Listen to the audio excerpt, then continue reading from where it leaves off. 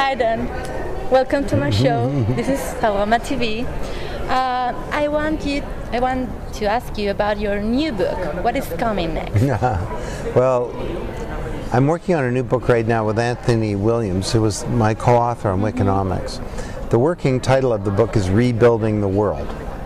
I've become convinced that this is not a recession that we're in only. It's a watershed.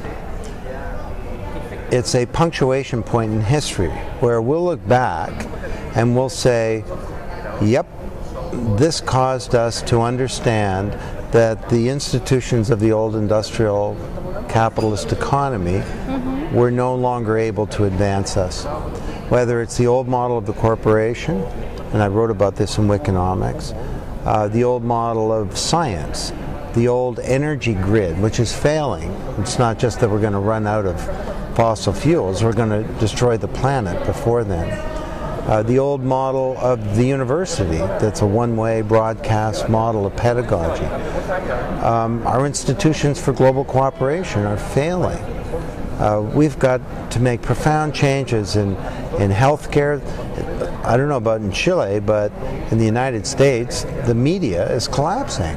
The newspapers are going bankrupt. The New York Times is unable to service its debt. Television advertising is not watched by young people, so TV's in deep trouble. And the music industry is trying to defend its old business model, is suing children, and it's collapsing as well.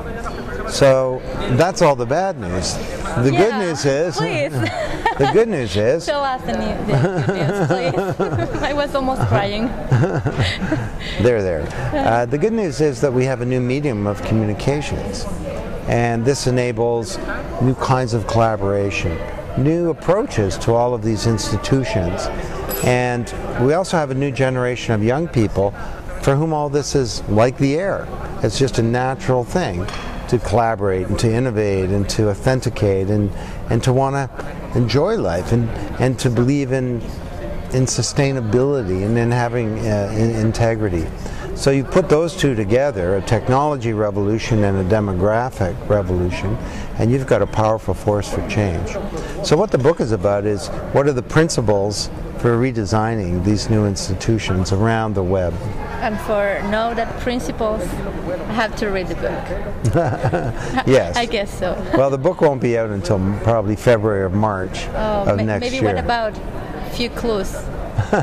On principles? Well, I think you can kind of, if you know my work, I mean, collaboration, innovation, integrity, interdependence, principles like openness, sharing intellectual property, sustainability. These are principles that are very different from the way that we've designed the institutions of the past. Okay, my last question.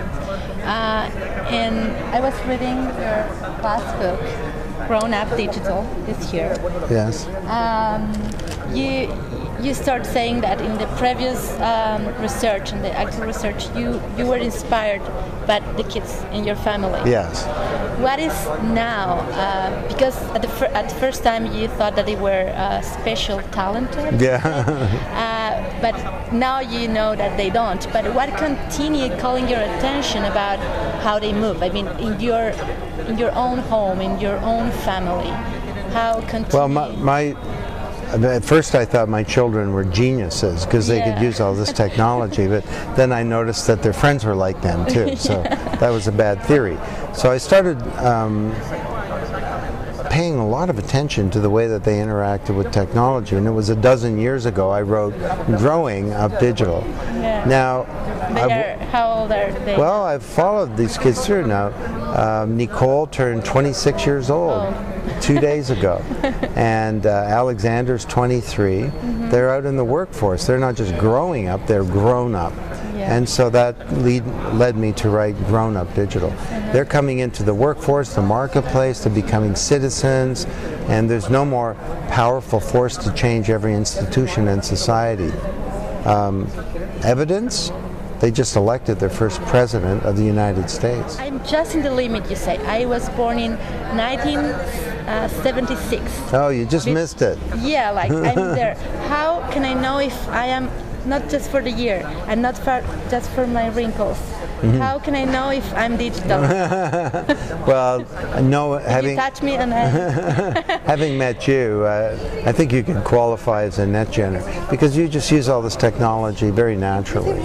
You've got your own TV show on the web, for example.